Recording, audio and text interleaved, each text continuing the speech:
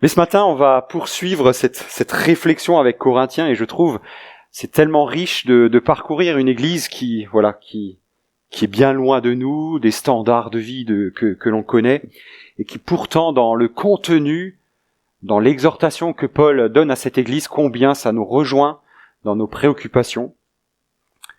Voilà, c'est le grand titre de la série, d'être différent. On est appelé à être différent du monde dans lequel on se trouve. Et là, ce matin, on est dans le chapitre 4. Et avec le chapitre 4, on va terminer un peu la question, ce grand thème de la division qu'il y avait dans l'église de Corinthe. Vous savez, depuis le début, on traite cette tension qu'il y avait entre les frères et sœurs, ces positions orgueilleuses des uns par rapport aux autres, cette comparaison. Et Paul, avec ce chapitre 4, va un peu terminer cette exhortation autour des difficultés de vie ensemble, cette unité qui est mise à mal par des partis pris, etc. Je vous invite vraiment à prendre le texte sous les yeux, la parole de Dieu.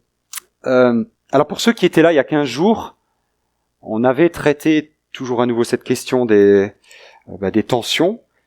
Et Paul, il avait donné trois compétences, on va dire, à travailler pour vivre l'Église ensemble. Est-ce que vous vous rappelez? J'avais écrit, on était là un pour tous, tous pour un. On était là tous pour le Seigneur, et le Seigneur était tous pour nous. C'est ce qui nous unit. Est-ce que vous vous rappelez des 3 verbes que j'avais relevés? Peut-être vous l'avez noté dans vos carnets. Je vais vous les rappeler simplement. C'était servir. On est appelé à servir le Seigneur. On est appelé à construire, à bâtir, non pas à détruire. Et enfin, on est appelé à saisir. Ça veut dire, on est appelé à comprendre ce que c'est l'Église, que c'est voulu par Dieu, que c'est saint, etc. Et du coup, imaginez qu'on a bien bossé, qu'on a bien mis ces principes que Paul nous a laissés, et on s'imagine dans 5 ans. 350 personnes au culte. On a acheté des locaux plus grands, mieux situés. On a réaménagé un peu l'ensemble, on a rendu les locaux un peu plus confortables pour vivre notamment nos moments conviviaux. Pour ceux qui ont vécu dimanche dernier, on a vécu une agape extraordinaire où on était à l'étroit. La cuisine n'était pas spécifiquement équipée pour autant de monde, mais c'était tellement chaleureux. Voilà. Notre groupe de louanges, il y en a pas simplement 2, mais il y en a bien plus. Il y a tous les instruments représentés. Il y a toujours autant d'activités d'enfants, toujours autant d'enfants d'ailleurs, toujours une troupe flambeau qui marche du tonnerre et qui encourage, au point où on a une super réputation dans le quartier. 1/3 de la troupe viennent du quartier. On a parfois des représentants de nos autorités parmi nous. Vos responsables sont connus. Votre pasteur est connu dans le monde. Conférence internationale. Notre église est en train de rayonner. On est en train d'implanter d'autres églises dans 2 villes moyennes autour de nous. On a embauché plusieurs ministères à temps plein. On soutient activement la mission. On a une grosse équipe qui va partir pour plusieurs mois soutenir notre sœur Wendy à Madagascar, etc. On est en train de mettre tout un tas de services rendus à la population, aide aux devoirs, soutien à nos aînés, chorale, expo, conférences, tout ce que vous voulez. Ça vous dit? Si je vous propose de faire ça d'ici 5 ans, on signe? Alors c'est vrai, on va travailler à notre vision d'église dans les prochaines semaines, prochains mois. Voilà, c'est quelque chose qu'on parle depuis longtemps. Mais voilà, c'est des choses qu'on veut avancer. Alors j'aimerais pas nous influencer, mais j'aimerais surtout poser cette question. Si tout ça se réalise, est-ce que vous diriez qu'on a réussi? Si tout cela arrive dans notre vie d'église, est-ce que cela a réussi? Est-ce qu'on est sur le bon chemin? Est-ce que Dieu est avec nous? On doit être une bonne église, de bons chrétiens, de bons serviteurs. On construit, on saisit clairement ce que l'église est appelée à être. Et en fait, c'est la question qui est soulevée dans ce texte du chapitre 4. À quoi doit-on mesurer la réussite de notre marche avec Dieu? D'ailleurs, que ce soit collectivement, mais aussi individuellement. Et c'est vrai qu'on est tenté de mesurer une réussite, une fidélité, selon des critères qui sont peut-être pas les critères que Dieu voudrait nous voir prendre. On peut s'auto-féliciter, on peut se sentir trop sûr de soi. On est fort pour Dieu. On est peut-être les meilleurs chrétiens de la région, et en fait, on est peut-être les pires. Alors dans le passage qu'on va lire, dans l'ensemble du chapitre 4, on va prendre l'ensemble du chapitre 4. En fait, Paul continue donc à montrer à l'église de Corinthe ce qui ne va pas. Et la leçon qu'il va dire, c'est « Attention, comment mesurez-vous votre réussite spirituelle ?»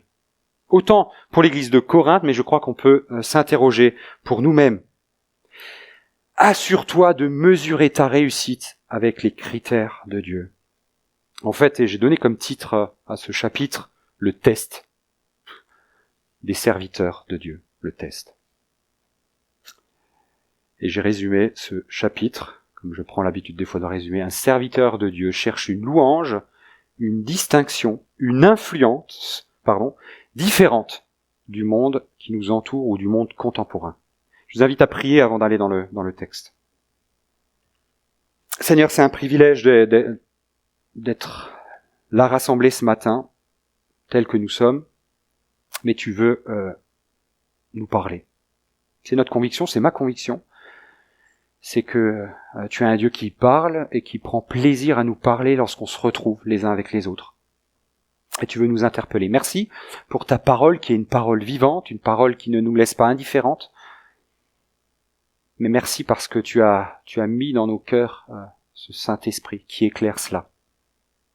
Et je prie qu'au travers de ce que Paul a dit à Corinthe puisse nous interroger sur notre manière d'être, notre manière de faire. Viens bousculer peut-être nos conceptions, viens bousculer notre manière d'être pour qu'on puisse davantage te ressembler. Dans le monde du Seigneur Jésus. Amen. Je vous invite vraiment à prendre le texte sous les yeux, donc chapitre 4. Ainsi donc, qu'on nous considère comme des serviteurs de Christ et des administrateurs des mystères de Dieu. Du reste, ce qu'on demande des administrateurs, c'est qu'ils soient trouvés fidèles. Pour ma part, il m'importe très peu d'être jugé par vous ou par un tribunal humain. Bien plus, je ne juge pas non plus moi-même. Ma conscience, il est vrai, ne me reproche rien, mais ce n'est pas pour autant que je peux être considéré comme juste. Celui qui me juge, c'est le Seigneur.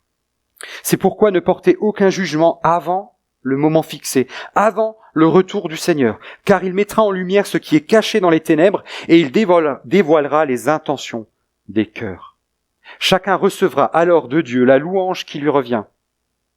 Frères et sœurs, c'est à cause de vous que j'ai appliqué ces images à Apollos et à moi-même, afin que vous appreniez, par notre exemple, à ne pas aller au-delà de ce qui est écrit et que personne ne s'enfle d'orgueil en prenant parti pour l'un contre l'autre. En effet, qui est celui qui te distingue? Qu'as-tu que tu n'aies reçu? Et si tu l'as reçu, pourquoi faire le fier comme si tu ne l'avais pas reçu? Déjà, vous êtes rassasiés. Déjà, vous êtes riches. Vous avez commencé à régner sans nous. Si seulement vous pouviez régner en effet, pour que nous aussi nous puissions régner avec vous. En effet, il me semble que Dieu a fait de nous apôtres, les derniers des hommes, des condamnés à mort en quelque sorte, puisque nous avons été donnés en spectacle au monde, aux anges et aux hommes. Nous sommes fous à cause de Christ, mais vous êtes sages en Christ. Nous sommes faibles, mais vous êtes forts. Vous êtes honorés, et nous sommes méprisés. Jusqu'à cette heure, nous souffrons de la faim, de la soif, du dénouement. Nous sommes maltraités, errants. Nous nous fatiguons à travailler de nos propres mains. Injuriés, nous bénissons. Persécutés, nous supportons. Calomniés, nous répondons avec bonté. Nous sommes devenus comme les balayures du monde, le déchet de tous, jusqu'à maintenant. Ce n'est pas pour vous faire honte que j'écris cela. Mais je vous avertis comme mes enfants bien-aimés. En effet, même si vous aviez 10 000 maîtres en Christ, vous n'avez cependant pas plusieurs pères, puisque c'est moi qui vous ai donné la vie en Jésus-Christ par l'Évangile. Je vous en supplie donc, soyez mes imitateurs. Pour cela, je vous ai envoyé Timothée, qui est mon enfant bien-aimé et fidèle dans le Seigneur. Il vous le rappellera quels sont mes principes de vie en Christ, tels que je les enseigne partout, dans toutes les églises. Quelques-uns se sont enflés d'orgueil en pensant que je ne viendrai pas chez vous, mais je viendrai bientôt, si c'est la volonté du Seigneur, et je prendrai connaissance non des paroles, mais de la puissance de ceux qui se sont enflés d'orgueil. En effet, le royaume de Dieu ne consiste pas en paroles, mais en puissance. Que voulez-vous? Que je vienne chez vous avec un bâton, ou avec amour et dans un esprit de douceur? Le test d'un bon et fidèle serviteur. Alors, je vais relever 3 éléments. Le premier élément que j'aimerais relever de ce texte, c'est la bonne attitude. Fidèle, des versets 1 à 6. Alors premièrement, et ça peut paraître un peu basique, mais si nous voulons mesurer notre réussite spirituelle aux critères de Dieu et pas autre chose, demande-toi pour commencer si tu es fidèle à Dieu et rien qu'à Dieu. On l'a entendu, on voit que Paul se présente comme faisant partie des serviteurs de Christ, des administrateurs, on pourrait dire des intendants. Un intendant est chargé de s'occuper des affaires de son maître. Il travaille au profit de celui auquel il appartient. Il est serviteur. Nous sommes serviteurs, on l'a dit la dernière fois, et non des maîtres. On est des administrateurs et non des propriétaires. Nous ne sommes pas les capitaines, mais nous sommes sous les ordres du grand capitaine. C'est cela qu'il y a derrière ces sens des mots serviteurs et administrateurs. Nous gérons les affaires de Dieu et pas les nôtres, fidèles à Dieu. Et Paul nous dit ici qu'il est serviteur du mystère de Dieu. Pas besoin de développer, on l'a vu la semaine dernière, les autres semaines, pardon. Paul a été missionné pour annoncer le message de l'évangile, la bonne nouvelle, le message de la grâce, la sagesse de la croix. Enfin, la folie de la croix. C'est voilà le message qu'il prêchait. L'échange de Christ pour nous. La difficulté dans cette église de Corinthe, c'était cette discussion. Qui est le plus grand? Des clans, des divisions. Ils se mettaient derrière telle ou telle personne. Et Paul nous avait dit, fin du chapitre 3, je vous rappelle cela, que Apollos, tous les serviteurs ont été donnés tous à l'église. Chacun appartient aux Corinthiens. Pas besoin de se dire, moi je suis de Paul, moi je suis d'Apollos. Tous appartiennent à Christ pour le bien de chacun. La victoire de l'un pour la victoire de l'autre. On est tous dans la même équipe. C'est ce qu'on avait vu les fois d'avant. On est tous pour un. On a tous reçu le Seigneur. On se place tous sur l'autorité de Christ. Donc ça n'a aucun sens de vouloir placer les uns au-dessus des autres. L'intendant, le serviteur, doit rendre des comptes à son maître, fidèle à Dieu. Et Paul dit aux Corinthiens, vous n'êtes pas mes maîtres. Vous n'êtes pas ceux à qui je dois rendre des comptes du ministère qui m'a été confié. C'est à Christ que je dois rendre des comptes. C'est lui seul le maître de la maison. C'est de lui que je suis administrateur. C'est de lui que je suis un intendant. Vous jugez, vous avez des préférences, mais ma fidélité, nous dit Paul, est premièrement à Christ. Il m'importe peu d'être jugé par vous. C'est le Seigneur Jésus. On pourrait se dire, mais pourquoi ne pas être jugé, ne pas s'auto-évaluer? Parce qu'on sait que le jugement humain est faillible. Le jugement humain ne connaît pas les profondeurs des cœurs. On peut regarder nos églises, on peut regarder nos responsables, on peut regarder nos frères et sœurs. Oui, on peut faire un jugement externe sur leur vie, sur leur comportement. Mais Dieu fait un jugement des cœurs. Nous, on voit l'extérieur, nous, on voit ce que les gens disent, on voit ce qu'ils font, peut-être dans leur acte, mais Dieu voit tout, et Dieu voit l'intention du cœur, que personne ne peut voir. Le jugement des hommes se fait bien souvent, malheureusement, à l'apparence, et est souvent influencé, mais il est tellement superficiel. Donc Paul parle du jugement des Corinthiens. Non, c'est pas là où je suis appelé à être fidèle. Il dit même de son propre jugement. C'est la fin du verset 3. Cela aussi m'importe peu. Ma conscience, oui, elle est en paix, mais c'est pas pour cela que je suis justifié. Parce qu'il se sait, en toute honnêteté, Paul se sait faillible.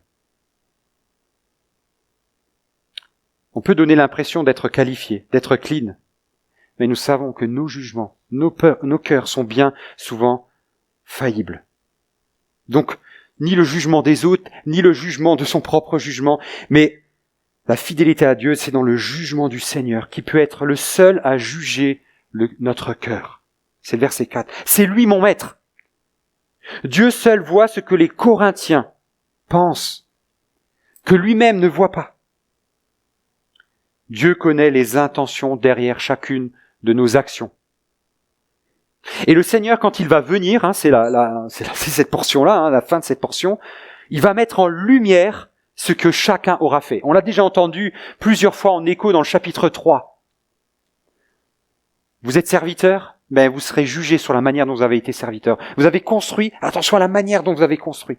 Vous avez saisi, mais attention à la manière dont vous avez véritablement compris ce que j'attends de vous. Le Seigneur va mettre en lumière. Le Seigneur va exposer, va mettre en lumière ce qu'on aura fait de notre vie, de nos ministères, de nos œuvres, de ce qu'on aura pu dire. Et je crois que c'est important de nous le rappeler. On peut être facilement impressionné par les gens, et dans le milieu chrétien, on n'y échappe pas.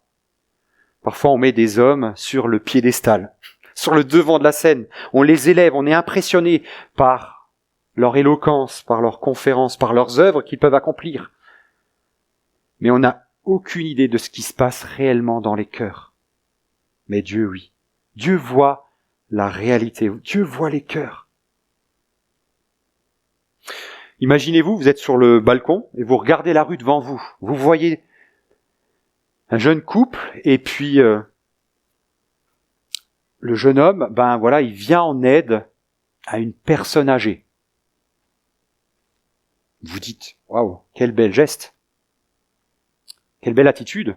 Et peut-être que dans son cœur, c'était simplement pour impressionner sa belle. Et il y a un autre gars qui fait la même attitude, seul, qui vient en aide à cette personne âgée. Les deux actions, louables, deux mêmes préoccupations, mais avec des intentions qui ne sont tout autres. Un qui peut-être agit par ego, par vouloir se montrer, alors que l'autre a tout à fait une attitude de charité. C'est Jésus qui un jour va juger chacune de nos actions. C'est lui qui voit. Pour quelque chose qui a l'air beau, bon, agréable, peut-être les motivations qui sont derrière ne glorifient pas le Seigneur. Et ce qui motive Paul à être fidèle, c'est parce que un jour il va rencontrer le Seigneur. Il ne cherche pas la louange des hommes, mais celle de Dieu. Regardez le verset 5. C'est pourquoi ne portez aucun jugement avant le moment fixé, avant le retour du Seigneur, car c'est lui qui mettra en lumière ce qui est caché dans les ténèbres et dévoilera les intentions, on pourrait dire les motivations des cœurs. Chacun recevra alors de Dieu la louange qui lui revient. Ça, c'est la motivation de Paul. Il souhaite recevoir la louange, non pas des Corinthiens, non pas des gens qui l'entourent, mais la motivation du Seigneur. Et Paul aurait pu attendre la louange des Corinthiens, puisqu'il a fait un certain nombre de choses. Non, votre jugement n'est peut-être pas juste. Nous sommes dans la même équipe. La seule motivation, c'est le retour de Christ. Dire, attendre la louange du Seigneur, la louange, c'est dire du bien de la personne. C'est comme, on connaît cette parole que Jésus a prononcée dans Matthieu, « Bon et fidèle serviteur, entre dans la joie de ton maître. » Bon et fidèle serviteur, entre dans la joie de ton maître. C'est Dieu qui parle. C'est différent d'être le serviteur populaire, c'est différent d'être le serviteur impressionnant, c'est différent d'être le serviteur extraordinaire, applaudi par les hommes. Mais c'est bon et fidèle serviteur. Fidèle à Dieu d'une part, mais on voit aussi dans ce texte qu'il est fidèle à la parole, et rien qu'à la parole. Relisez le verset 6. Frères et sœurs, c'est à cause de vous que j'ai appliqué ces images à Apollos et à moi-même, afin que vous appreniez par notre exemple à ne pas aller au-delà de ce qui est écrit. Aller au-delà de ce qui est écrit. Le problème que Paul a montré aux Corinthiens et qu'on a vu depuis le début des premiers mots, c'est qu'ils sont allés au-delà de la parole.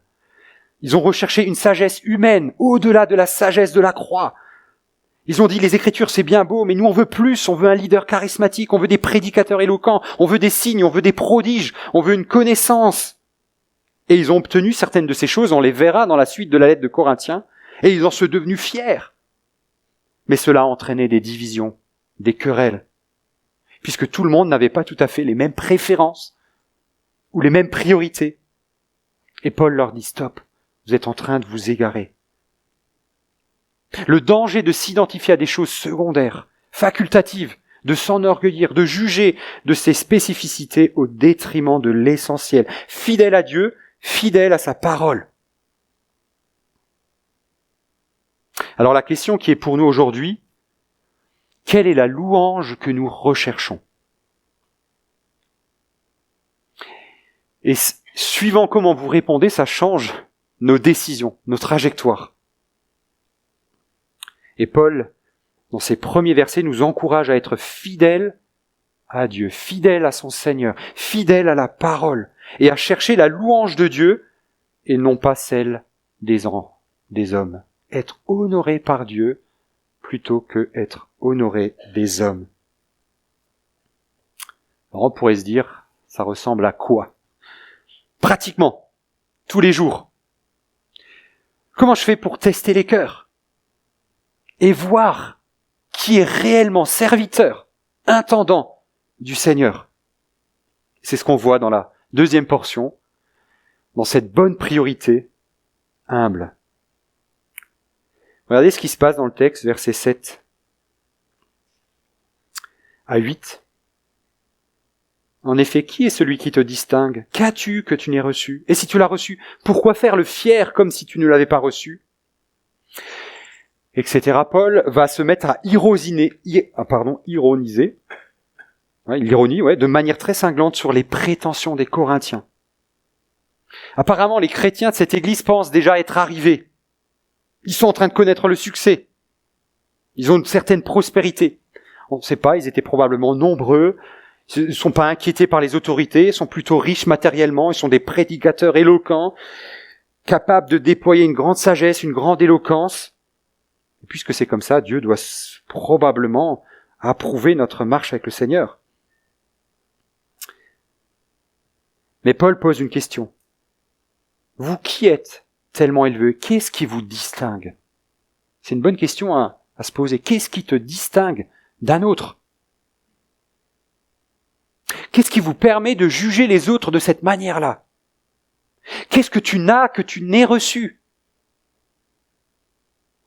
Est-ce que ce qui te distingue des autres, c'est tes accomplissements, tes diplômes dans ta vie, ta famille, ton nombre d'amis, ton succès ? Qu'est-ce qui te distingue ? C'est une bonne question, hein ? C'est assez populaire d'entendre dans la vie, tout se mérite. Le respect, l'amour, l'amitié, le pardon. Voilà. Rien n'est donné, tout est mérité. Donc ce que je suis, ce que j'ai, ce que je possède est le fruit de ma grande sagesse, de mes grands efforts, de ma solide discipline. Tout ce que j'ai acquis est le fruit de ce que j'ai moi-même acquis. Et c'est possible aussi que tu connaisses ces succès, ces vérités, si tu les mets en pratique. Mon frère, ma sœur, discipline-toi un peu. Cette mentalité-là, c'est pas biblique. L'apôtre Paul nous dit ce que tu as, c'est quelque chose que tu as reçu. Ta force, ta sagesse, ton intelligence, ta capacité à faire, tu l'as reçu du Seigneur. Et cela doit nous conduire plutôt dans une attitude de reconnaissance et d'action, de grâce. Tout cela vient de Dieu. Aucune raison de se glorifier ou de se comparer. Et dans la suite, Paul enfonce un peu le clou, je dirais, il devient même un sarcasme. Hein. Il utilise l'image d'un spectacle.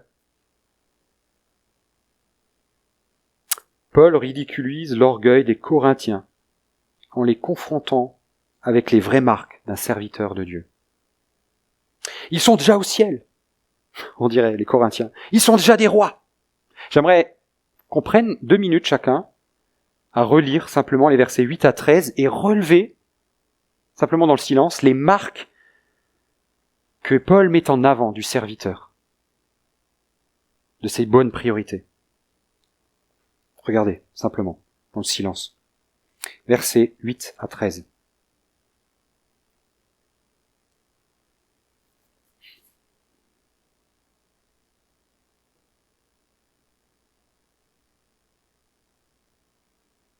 Vous voyez le contraste? Vous êtes des rois, vous avez déjà le règne. Nous sommes des prisonniers, nous sommes la balayure. Vous êtes sages, nous sommes fous. Vous êtes forts, nous sommes faibles. Vous êtes honorés, nous sommes méprisés. Paul est en train de montrer, c'est pas la gloire humaine, c'est pas la gloire du plus grand nombre, c'est pas l'apparence. Mais ce qui distingue un serviteur devant Dieu, c'est son humilité devant Dieu. C'est pas les applaudissements des personnes autour. En travaillant ce texte, j'ai vraiment trouvé écho à ce que David nous avait partagé autour de l'Église persécutée. Paul, il est en train de dire, parce que nous, notre quotidien, c'est pas les honneurs, c'est plutôt la persécution, l'opprobre, la faiblesse, le dénouement, les souffrances, la mort. Je vous félicite, les chrétiens. Heureusement que vous êtes là, parce que nous, les apôtres du Seigneur, on a clairement des leçons à recevoir de votre part. Vous voyez l'ironie? Il parle de souffrance, il parle de faiblesse, il parle de rejet. Et comment Paul répond? Versets 12 et 13. Je vais répondre avec patience, en bénissant et en répondant avec bonté. C'est complètement différent et l'inverse de ce que le monde considère comme honorable. Quel abaissement est en train de démontrer Paul, de rappeler. Dans le monde, un bon leader, un bon responsable, c'est celui qui s'élève. Dans la parole de Dieu, un bon leader, c'est celui qui s'abaisse pour servir. Ce que nous considérons comme honorable, qu'on peut applaudir et qui s'élève au-dessus des autres, qui est impressionnant, qui est parfait et bon, Dieu le voit comme celui qui marche dans l'humilité. C'est celui qui s'humilie, qui s'abaisse pour servir, prêt, si nécessaire, à souffrir, prêt à s'offrir en spectacle pour faire la volonté de Dieu. Prêt à souffrir. Dans le monde, pour être grand, pour aller au-dessus de la mêlée, on va peut-être, pour atteindre un poste privilégié dans une boîte, on va peut-être écraser les autres, dénigrer les autres, leur attitude au travail, pour nous montrer notre potentiel. On va mettre les choses dans la balance. Regardez comment on est en train de mesurer parfois la pertinence d'une personne dans le monde. On regarde le nombre de critiques, bombardé de jugements de critiques du côté de tous ceux qui l'honorent. Quand vous regardez des personnes célèbres, ils ont à la fois les deux. Ce qui compte vraiment, c'est comment Dieu le voit. Et même ici, on a l'impression que cette fidélité à Dieu, cette humilité devant Dieu, c'est peut-être la souffrance que nous sommes appelés à rencontrer, la sécheresse, la disette, les critiques, les moqueries, d'être des balayures, la folie de la croix, ce qu'on avait évoqué les dernières fois.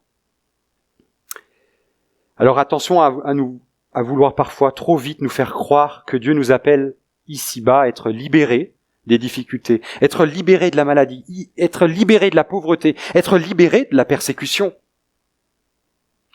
Il existe une certaine vision de l'avenir optimiste sur cette terre où le chrétien doit progresser, plus de pouvoir, plus d'influence, plus de richesse, plus de confort. Mais quand on lit Paul, c'est pas le cas. Et c'est ce que pensaient les Corinthiens. Ils se disaient, on est sur le bon chemin parce qu'on vit toutes ces choses-là. Et Paul, il dit, en êtes-vous sûr? En êtes-vous sûr? Un bon leader n'est pas jugé selon sa popularité, mais selon sa fidélité. Deuxièmement, il n'est pas jugé selon son apparence impressionnante, mais son humilité. À quel point il est capable de descendre bas pour le service des autres, pour le service du Seigneur. Je sais que vous allez me dire, Josué, on sait ça. Dans l'Église, on sait ça, que c'est important d'être fidèle au Seigneur, que c'est important l'humilité, qu'un bon leader, c'est quelqu'un qui s'abaisse. On l'a noté quand on regarde notre règlement intérieur, notre confession de foi, c'est écrit, c'est clairement écrit. Que ce qu'on est appelé à regarder, c'est ce caractère. Mais malheureusement, on le contredit souvent en pratique. J'aimerais prendre un exemple, alors c'est peut-être pas le cas pour tout le monde, mais généralement quand on fait l'exercice, Qui pour vous est un homme, un leader, un pasteur, un ancien, un responsable, qui a une grande influence dans votre vie?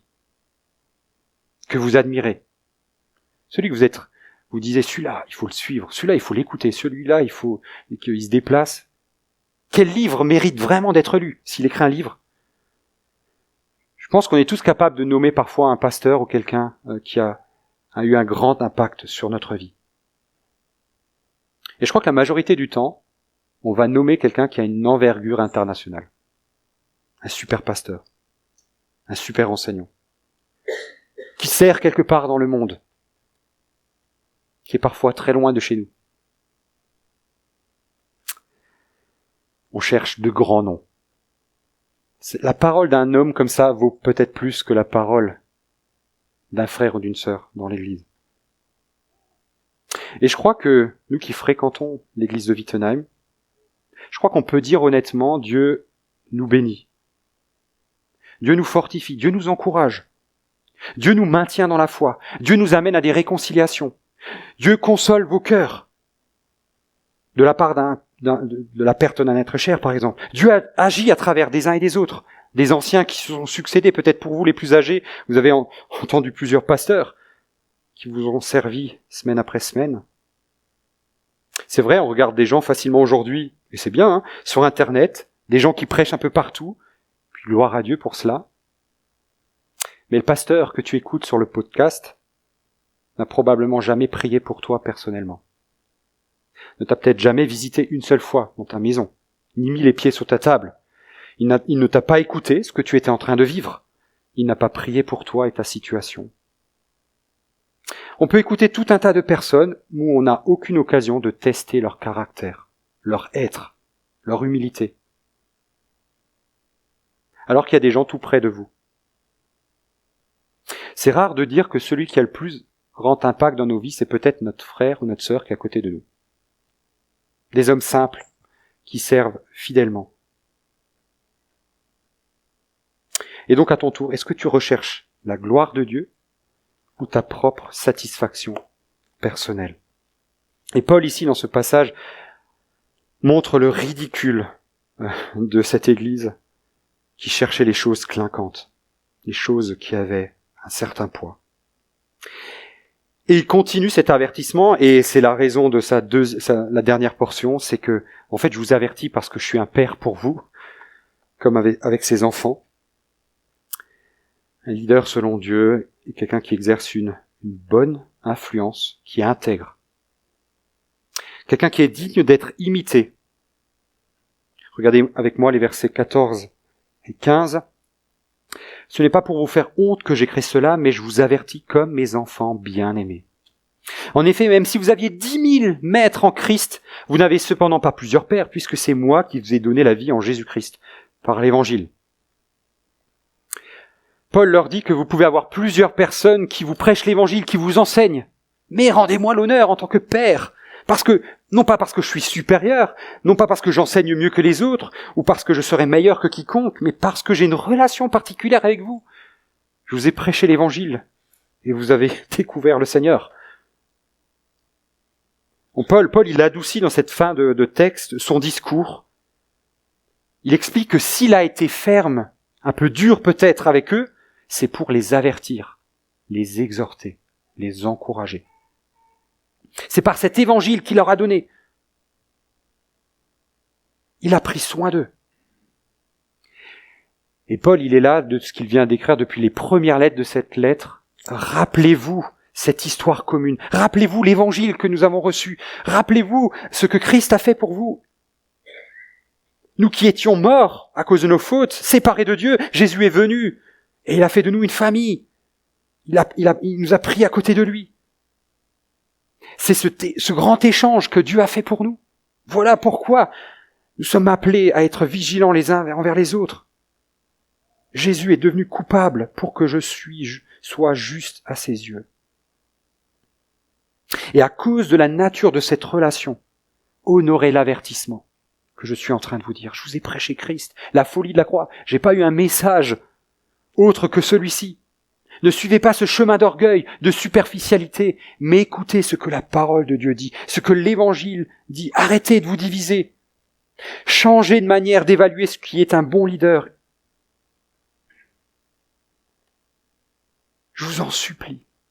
Verset 16, soyez mes imitateurs. Et pour cela, je vais vous envoyer Timothée, qui est comment? Mon enfant bien-aimé et fidèle dans le Seigneur. Tiens, les mêmes choses qu'on a lues depuis le début du chapitre. Je vous envoie Timothée. Il est quoi? Un fidèle serviteur. Il n'est pas un... Non, il est un fidèle serviteur. Bon et fidèle serviteur.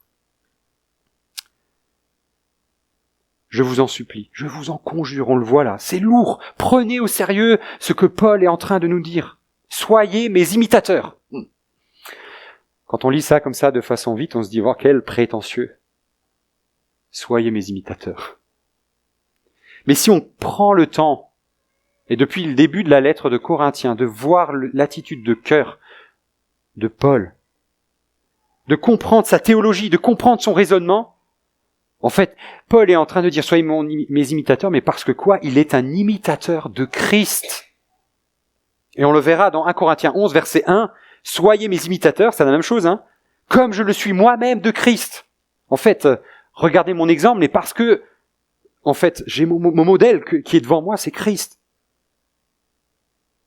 Et ensuite, Timothée, bien-aimé, fidèle dans le Seigneur, qui va quoi? Qu'est-ce qu'il va vous faire, Timothée? Il va vous rappeler quels sont mes principes de vie en Christ. Verset 17. En Christ. Timothée marche en suivant Christ. Suivez-les. Suivez-le. Il est un exemple. Un véritable serviteur du Seigneur doit pouvoir dire « imitez-moi ». Parce que j'imite le Seigneur. Pas parce qu'il est meilleur que les autres, pas parce qu'il a plus de dons que les autres. Non, parce que dans toutes ses faiblesses, dans tous ses manquements, il cherche à plaire avant tout au Seigneur. Pour ceux qui ont lu Le Bon Pèlerin de Joyan Buyon, plusieurs fois il cite ces passages, mais vous savez, il marche, c'est le pèlerin qui marche sur le chemin vers la cité céleste, vers le royaume de Dieu. Celui qui est le fidèle, c'est celui qui est capable de dire « Suis-moi » parce que je suis moi-même en train de suivre Christ pour aller vers Christ.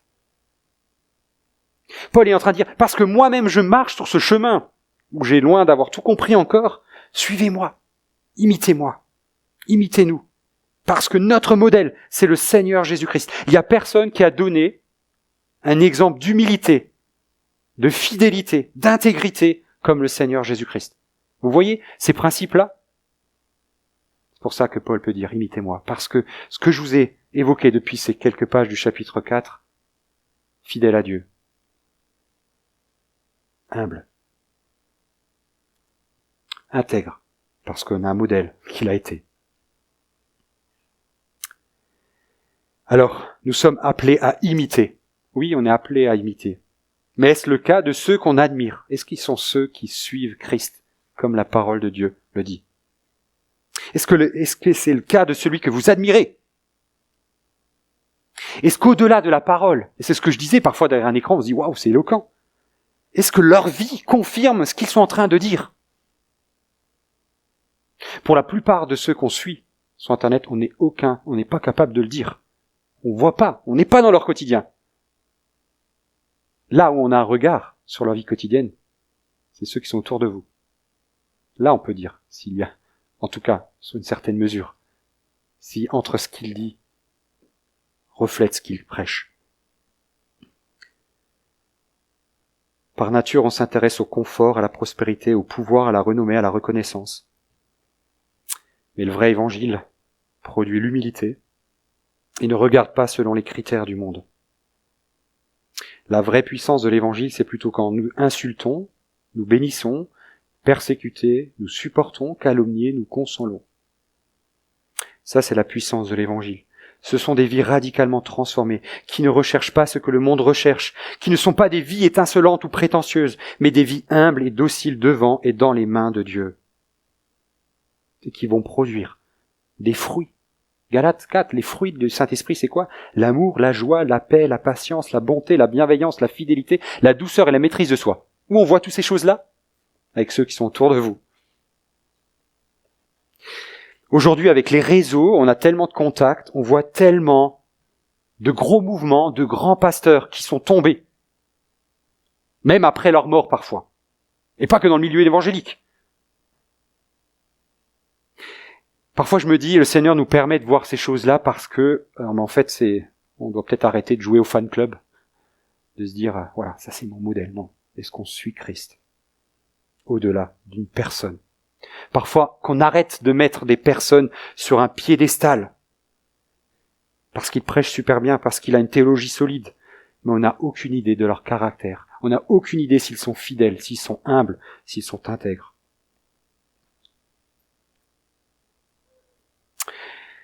Donc ce qui est important, c'est pas les dons, mais c'est le caractère. Et je crois qu'on l'a déjà évoqué même mardi à la réunion de vie d'église, lorsqu'on est amené à réfléchir à nos responsables, à nos anciens, à nos diacres, à ceux qu'on met en responsabilité.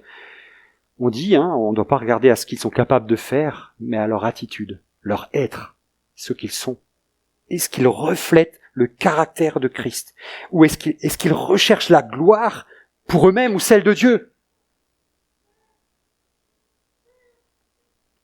Regardons à l'intégrité du caractère. Et c'est ce que Paul il dit dans la fin. Il dit, je vais venir vous voir, et on va voir si tu reflètes ce que tu dis. Si vous vivez vraiment, si vous vivez cette puissance de caractère que vous prêchez. On pourrait relire les versets 18 à 21, c'est ça. Je vais venir vous voir. Vous dites que je suis faible, mais si je viens vous voir, est-ce que c'est cohérent entre ce que vous dites et ce que vous êtes en train de vivre? Vous avez une grande bouche, mais est-ce que on va le tester quand je vais venir vous voir? On connaît tous des gens qui sont des grands parleurs. Des personnes, quand tu les écoutes, tu as l'impression que c'est le meilleur, c'est le plus intelligent, il est capable de tout faire, il connaît tout, totalement accompli. Plus d'une fois, je me suis senti waouh face à des personnes, et on se dit waouh, c'est lui que j'ai envie de suivre. Mais on se trompe. On est tous capables de s'enorgueillir, de montrer qu'on est le meilleur. Mais il y a un moment ou un autre, et c'est ce que Paul montre déjà dans le chapitre 3 et 4, des choses là vont être à la lumière. Peut-être pas aujourd'hui, mais dans la finalité. Celui qui s'élève va un jour être mis à la lumière. On cherche des grands parfois, loin, alors que Dieu place à côté de nous des personnes fidèles. Et il y en a beaucoup dans notre église locale. Et je crois qu'on peut le rappeler. Notre regard peut être facilement impressionné par ceux que le monde met en avant. Mais soyons attachés à des personnes caractérisées par l'humilité, par le don de soi, par leur intégrité, par leur attachement au Seigneur, qui imitent Christ. Je terminerai.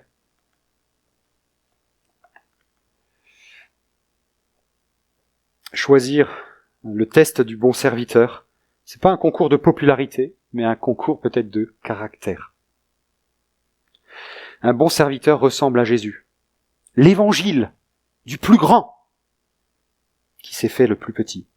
De l'adoré qui s'est fait serviteur. Du glorieux qui s'est rendu ignoble. Du créateur qui s'est fait créature. Du juge suprême qui s'est laissé juger par des pécheurs. Alors avant de choisir celui que tu as envie de suivre, j'aimerais nous inviter à passer par le regard du creuset de 1 Corinthiens 4. Attention à ce que nous visons dans notre marche avec Dieu. Attention à comment on va mesurer notre réussite spirituelle. Puissions-nous la mesurer selon les critères de Dieu. Et les critères que Dieu a voulu nous montrer dans ce texte, c'est la fidélité, l'humilité, plus que la satisfaction personnelle. Faible, mais fidèle, plutôt que confortable. Alors qu'est-ce qu'on sera dans 5 ans? Je ne sais pas. Peut-être 350 dans de super locaux? Peut-être qu'on aura régressé à 25 personnes dans ce bâtiment qui deviendra insalubre. Ce texte nous dit peu importe. Pourvu que Dieu te trouve. Marcher fidèlement, humblement, avec la bonne priorité et selon le bon modèle. Et selon la bonne puissance, celle de l'Évangile.